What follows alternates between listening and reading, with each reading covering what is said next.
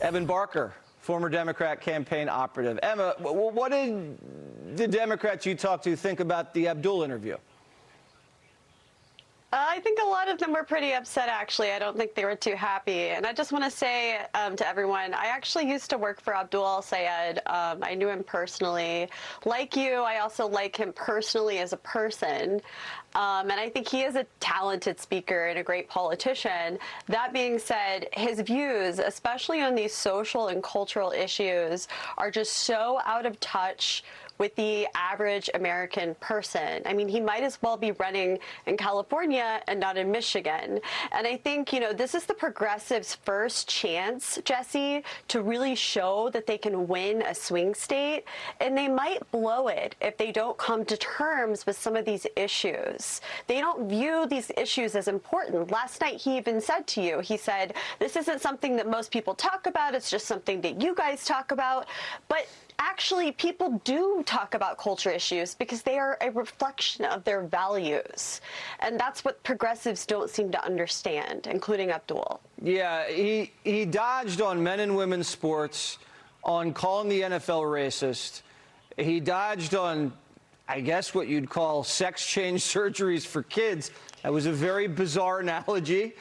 And, you know, he can get away with Medicare for all and taxing the rich and getting out of Iran. He can get away with that. But Michigan is Michigan. And he is, and the margin of error is like this. What was he thinking? I mean, I talk to Democrats still behind the scenes, those who are actually even supporting Abdul, and they secretly agree with me, Jesse. But it's just the problem is, and I don't know what's truly in his heart. I don't know if he really believed the things he was saying to you last night. I find it hard to believe, since only 20% of the country agree that, you know, children should be able to have sex change surgeries. You know, it's kind of an 80-20 issue. But I think the problem is that he's truly captured by his radical base. He's captured by the consultants, by the donors. It's really, really hard. And unfortunately, it's going to take somebody like Abdul with courage to be able to withstand some punches from his own side and actually give clarity and common sense back to Democrats on these issues. And that's what they're going to have to do if they want to win. Yeah, and he's the only one with a shot of winning statewide coming from that faction on the left. Because Angie, down in sunny South Florida, I'm sorry, we didn't kiss Angie goodbye. No.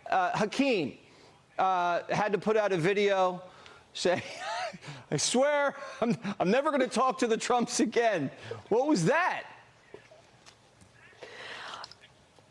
It's crazy. I mean, this is the president of the United States that we are talking about. I mean, this is like when people here say that my child cannot go to preschool with them because I voted for Donald Trump. This is the problem that exists on the left. And it's really bad. There's a lack of diversity of thought. He should absolutely be meeting with people like Jared Kushner. It makes no sense. Yeah, it's not like he met with Don Jr. and they went hunting together. This is Jared. They met in Manhattan. It's all good. What did you think of his hat and his green? It was great. It was great. You like the look? I loved it. I like the look too. Do you, yeah, Hakeem? I'm a fan. Yeah. Evan, great to talk to you. Thank you so much. Be sure to like and subscribe for all the Fox News latest on YouTube and catch full shows streaming now on Fox 1.